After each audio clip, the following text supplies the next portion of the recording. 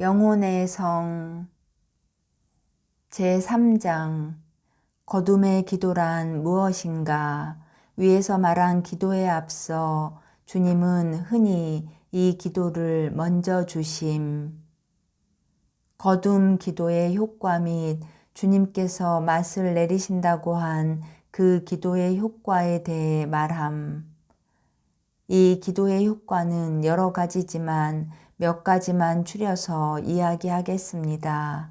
그러나 우선은 거의 항상 이 기도에 앞서 시작되는 다른 하나의 기도를 들어 말하겠는데, 이 점에 대해서는 다른 책에서 언급한 바가 있으므로 몇 마디만 하겠습니다.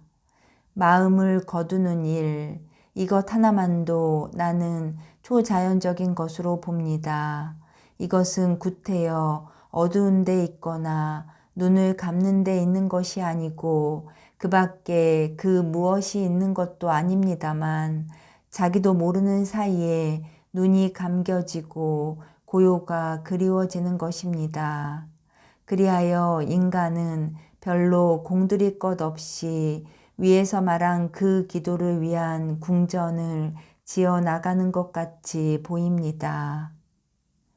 감각이나 바깥 사물들이 지배력을 잃어가는 반면에 영혼은 그 잃어버렸던 힘을 되찾고 있기 때문입니다.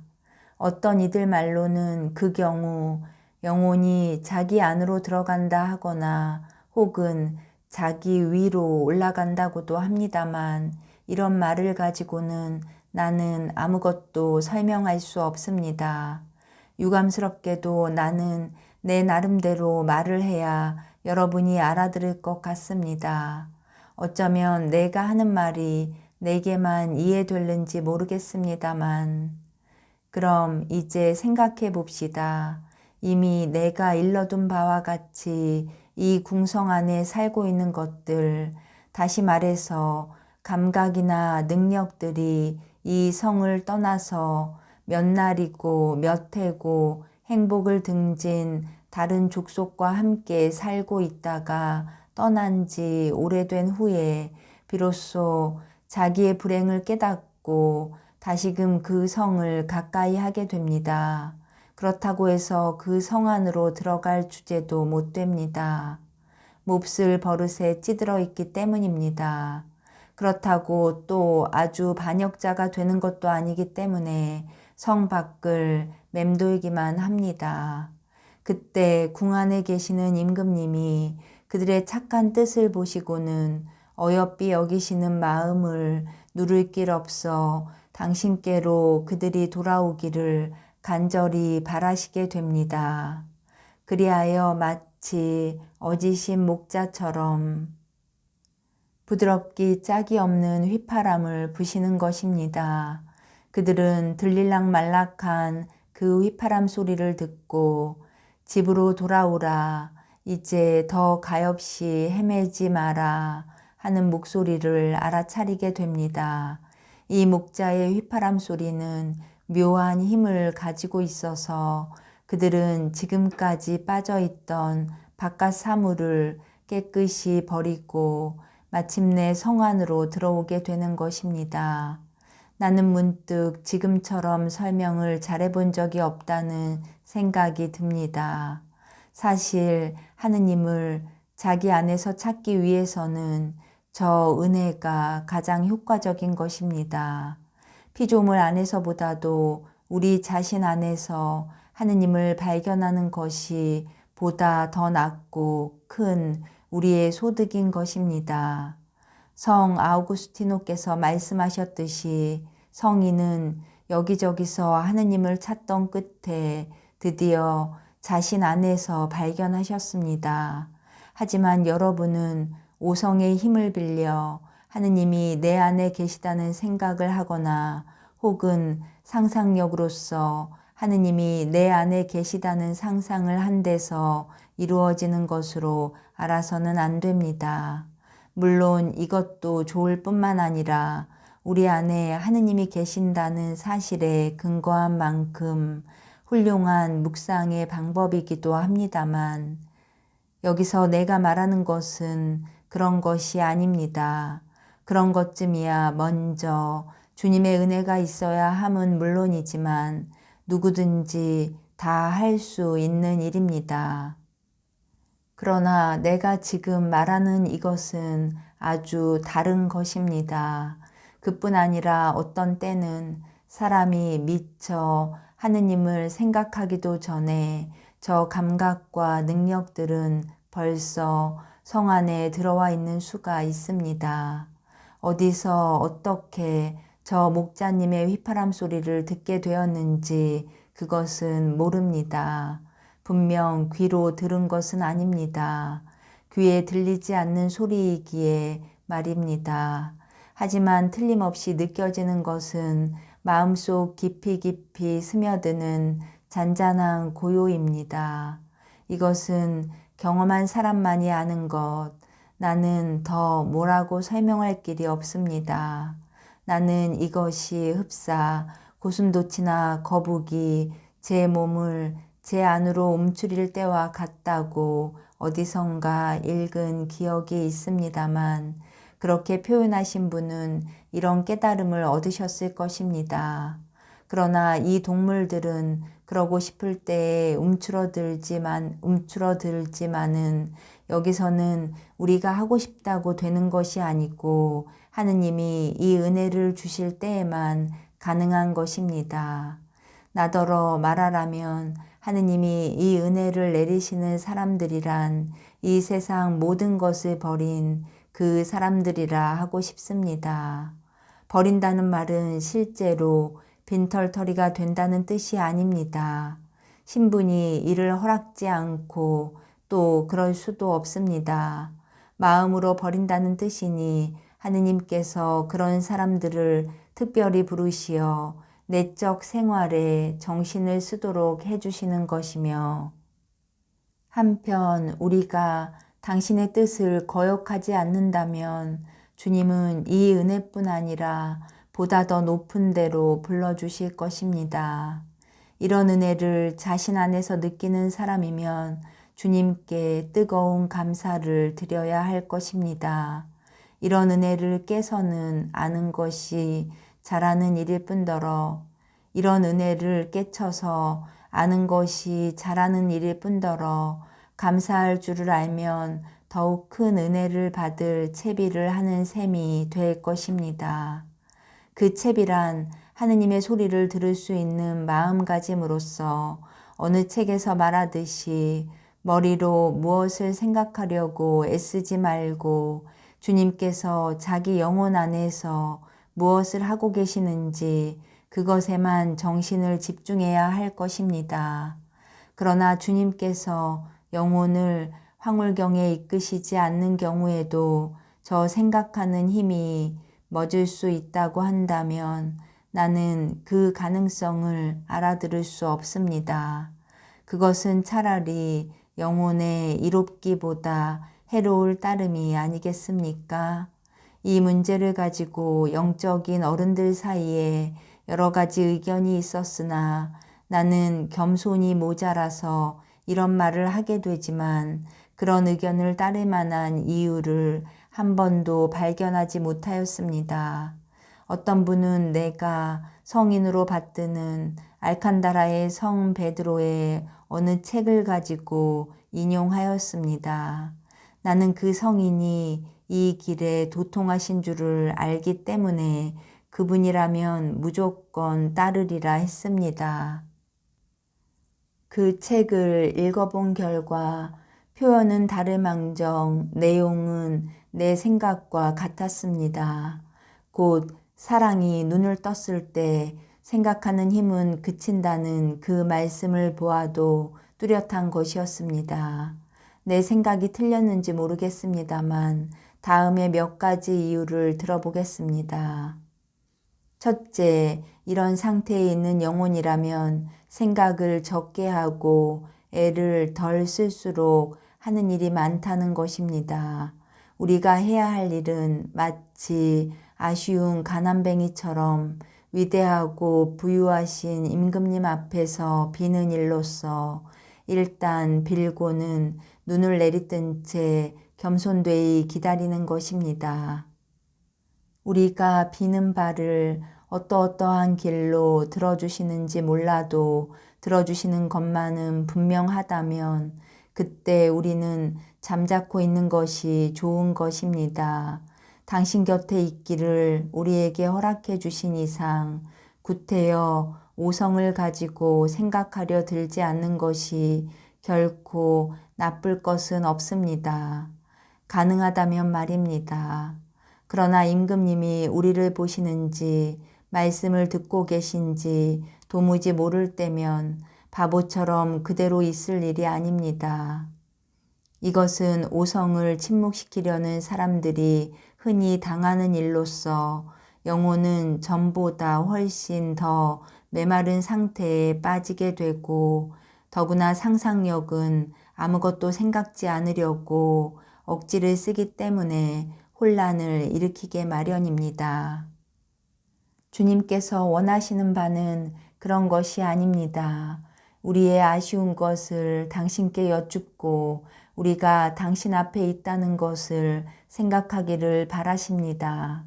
무엇이 우리에게 필요한가를 당신이 아시기 때문입니다. 하느님께서 한계를 지어두시고 당신 스스로 보류하고 계시는 일에 인간이 힘쓴다 해서 무엇이 이루어지리라고 나는 도저히 믿을 수 없습니다.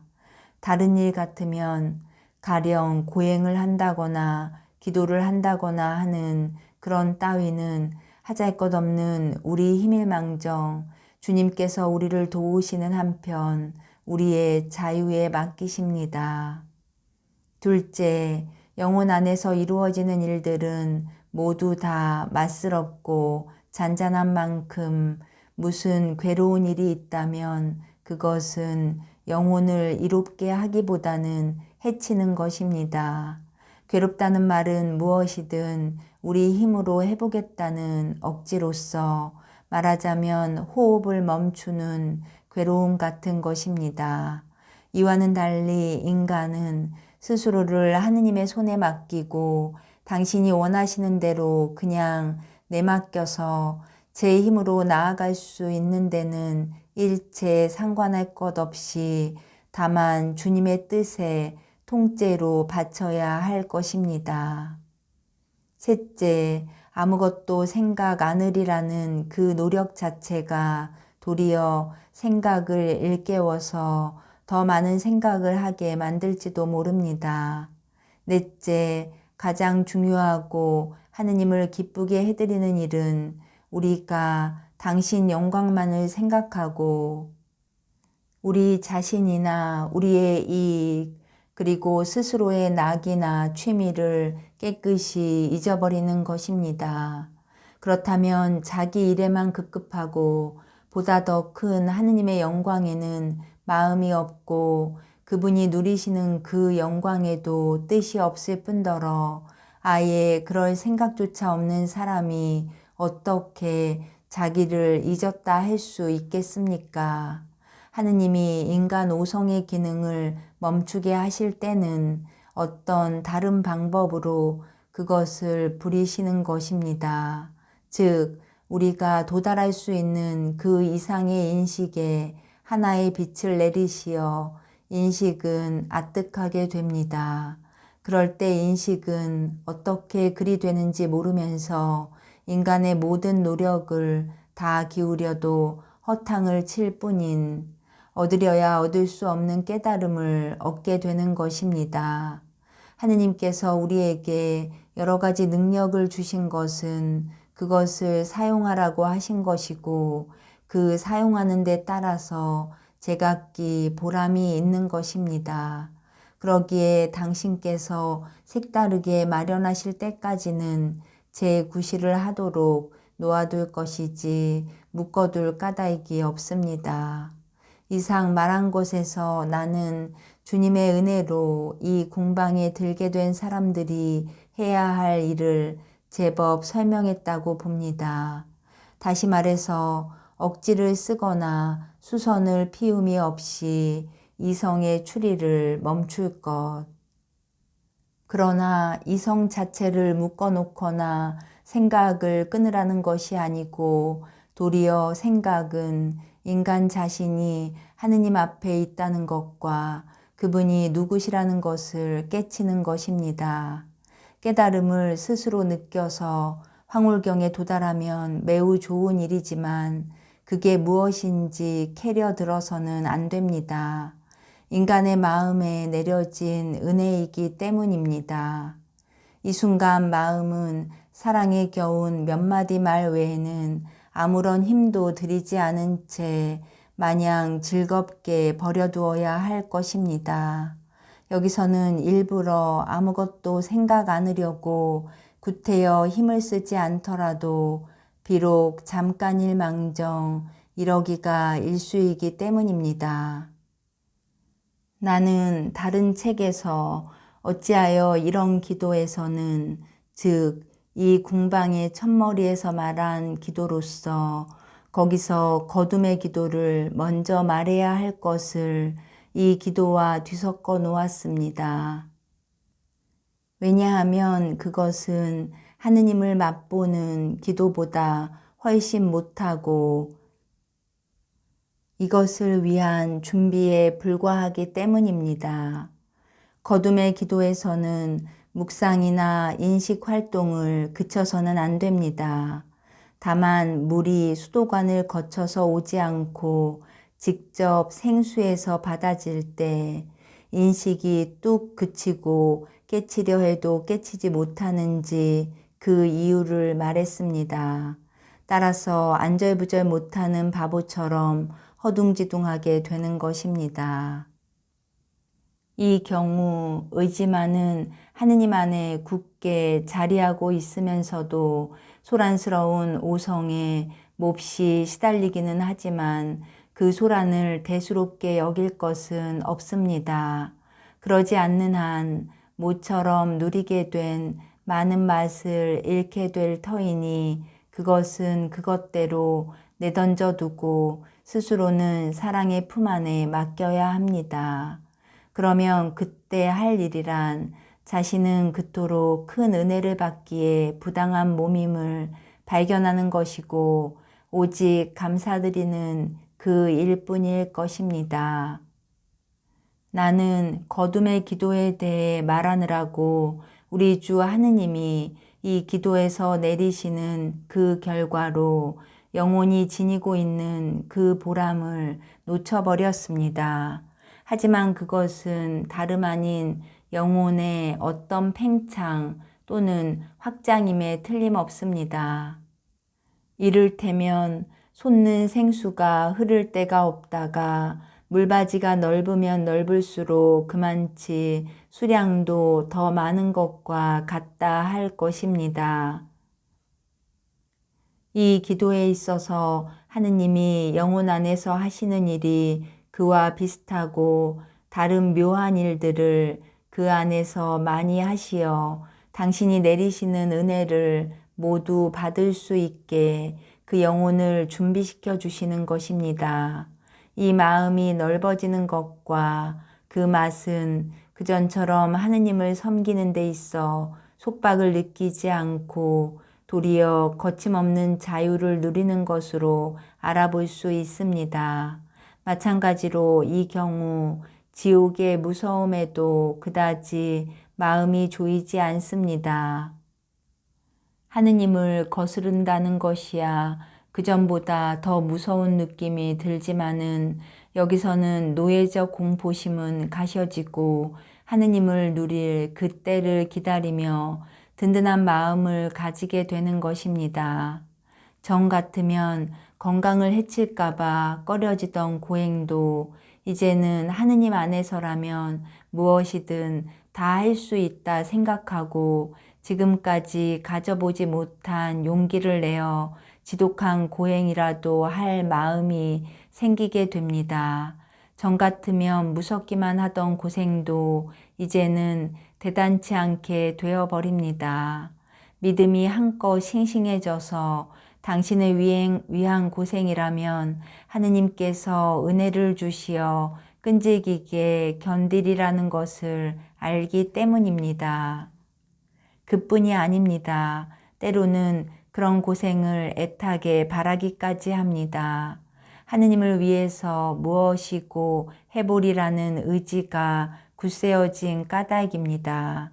하느님의 위대하심을 깊이 알아갈수록 자신의 비참을 더욱 느끼게 되고 이미 하느님의 맛을 느껴본 다음인지라 온 세상이 초계같이 여겨지고 그리하여 한 걸음 한 걸음 세상 것을 멀리 하노라면 자기를 지배하는 힘도 더욱 커져가는 것입니다. 결국 모든 덕에 있어 진보가 따르고 다시 하느님을 거스르는 일이 없는 한 그 덕은 커가기만 할 것입니다. 하느님을 거스르는 일이 있으면 제 아무리 꼭대기까지 올랐다 해도 영혼은 모든 것을 잃고 말 것입니다. 그리고 또 하느님께서 한두 번 이런 은혜를 내리셨다 해서 이젠 다 끝났다는 생각을 해서도 안 됩니다. 줄곧 받으려는 노력을 그치지 말아야 합니다. 우리의 온갖 선은 이 끈질김에 있습니다. 이러한 상태에 있는 이에게 한 가지 중요한 부탁이 있습니다. 그것은 하느님을 거스르는 기회를 피하는데 온 정신을 쓰라는 것입니다. 그 이유는 이렇습니다. 영혼은 아직 다 크지 못하고 다만 젖을 빨기 시작한 아기와 같은데 어머니의 젖가슴을 떠난다면 죽음밖에 무엇을 더 바라겠습니까? 내가 두려워하는 바는 이런 은혜를 하느님께 받은 그 사람이 기도를 멀리하는 것입니다. 어쩔 수 없는 경우라면 몰라도 또 즉시 기도로 돌아온다면 별 문제이지만 그렇지 않는 한 기도를 멀리한다는 것은 곧 불행에서 더 큰 불행으로 가게 되는 것입니다. 이런 경우를 제일 두려워해야 된다는 것을 나는 잘 알고 있습니다. 내가 아는 몇 사람도 그렇게 되었기 때문에 나는 너무나 슬펐습니다. 그들은 주님께서 크나큰 사랑을 베푸시어 스스로 벗이 되시려 하고 그 우정을 드러나게 보여주셨음에도 그분을 버리고 만 것입니다. 내가 죄 지을 기회를 끊으라고 신신당부하는 것도 이 때문입니다. 하느님께 이런 은혜를 받지 않은 수많은 영혼들보다도 이 은혜를 받은 영혼 하나를 악마는 더욱 노리고 있는 것입니다. 더 말할 것 없이 이런 영혼은 자기 하나뿐 아니라 남들까지 이끌어서 악마에게 치명상을 주고 하느님의 교회에는 막대한 이익을 끼칠 수 있기 때문입니다. 그리고 악마는 이런 사람들에게 하느님이 특별한 사랑을 베푸시는 것을 보기만 해도 별다른 이유 없이 이들을 거꾸로 뜨리려고 발광을 합니다. 이들이 무서운 공격을 받는 것도 이 때문인데 이들이 패하는 날에는 다른 어떤 사람들보다도 그 실패는 큰 것입니다. 자매들이여, 우리가 아는 한 여러분은 이런 위험은 없으나 하느님께서 여러분을 교만과 허영에서 구하여 주시기를 비는 바입니다. 악마가 이런 은혜를 가장하지 못하기를 바랍니다만 가장되는 은혜는 위에서 말한 그런 결과 대신에 도리어 정반대의 결과를 내는 것으로 보아 알아낼 수 있습니다. 다른 데서 이미 말했습니다만 한 가지 위험에 대해서 여러분을 깨우쳐 드리겠습니다. 기도 생활을 하는 사람들이 그 위험에 빠진 것을 보았는데 우리는 퍽도 연약한 여성인 까닭에 이 자리에서 일러두는 것이 매우 필요할 듯 합니다. 어떤 사람들은 고행이나 기도나 밤샘을 많이 한 탓으로, 아니 그렇지 않더라도 몸이 허약해서 조그마한 은혜도 감당하지 못합니다. 육체는 허약한 데다가 어느 내적인 만족을 느끼게 되면 내가 위에서 말한 그것보다 훨씬 더한 이른바 영적 수면에는 육체가 쇠약해지기 마련인데 그들은 이것과 저것을 혼동해서 그냥 도취되기가 일쑤입니다. 그럴수록 도취의 도는 심해지고 체력은 더더욱 약해지므로 자기들 생각에는 황홀 상태같이 여겨지지만 나는 바보 노름이라고 이름 짓습니다. 그런 것은 시간 낭비요, 건강을 해치는 것밖에 아무것도 아닌 것입니다. 어느 한 사람에게 이런 일이 있어서 8시간을 끌었는데 그때 그에게는 의식이 없고 그렇대서 하느님께 대한 무엇을 의식한 것도 아니었습니다. 다른 사람이 그 원인을 알고 그 사람에게 잘 자고 잘 먹고 힘든 고행을 못하게 했더니 씻은 듯이 나았습니다. 그렇지만 그 사람의 고해 신부나 다른 사람들도 모두 속았습니다. 속이려 해서 그런 것은 아니지만 자기 자신조차 속은 것이었습니다. 내 생각으로는 악마가 무슨 입속이나 볼까 하고 무던히도 애썼지만은 결국 바람직한 성공을 거두지 못한 것 같습니다. 똑똑히 알아둘 일이 있습니다. 즉, 이런 상태가 정말 하느님께로부터 오는 경우라면 비록 심신이 쇠약해졌다 해도 영혼만은 그렇지 않고 도리어 자신이 바로 하느님 곁에 있다는 것을 알고 뜨겁게 불타오릅니다. 이 상태는 오랫동안 계속하는 것이 아니고 그 기간은 아주 짧습니다. 영혼이 황홀경에 들어간다 해도 그 기도 중에는 위에서 말한 육체의 쇠약이 없는 한 몸에 해롭지도 않고 아무런 드러나는 고통도 따르지 않습니다. 그러기에 만약에 이런 현상이 따를 경우에는 지체 없이 원장에게 알려드려야 할 것입니다. 원장은 되도록 그런 사람에게 기분 전환을 시켜주고 장시간의 기도를 줄여주고 잘 자고 잘 먹게 하여서 건강을 회복시켜 주어야 할 것입니다. 그렇게 해주어도 몸이 지탱하지 못할 경우에는 제발 내 말을 믿어 주십시오. 그런 사람은 활동 생활로 부르심을 받았을 것입니다. 수도원에는 여러모로 필요한 사람들이 있어야 하는 만큼 사람들일랑 너무 혼자 있게 버려두어서는 안 되고 되도록이면 몸이 바쁘게 일을 시켜야 할 것입니다. 그렇지 않으면 건강을 아주 잃고 말 것입니다. 이렇게 하는 것이 그런 사람에게는 견디기 어려운 고생이 되겠지만 주님께서는 그 사람의 참다운 사랑을 시험하시려고 당신을 감추시는 것이니 오래지 않아 그에게 다시 힘을 돌려주실 것입니다. 그렇지 않고 다만 구송기도와 순명만을 가지고도 그런 사람은 여기서 말하는 기도와 같은 아니 그 이상의 공덕을 얻을 수 있습니다.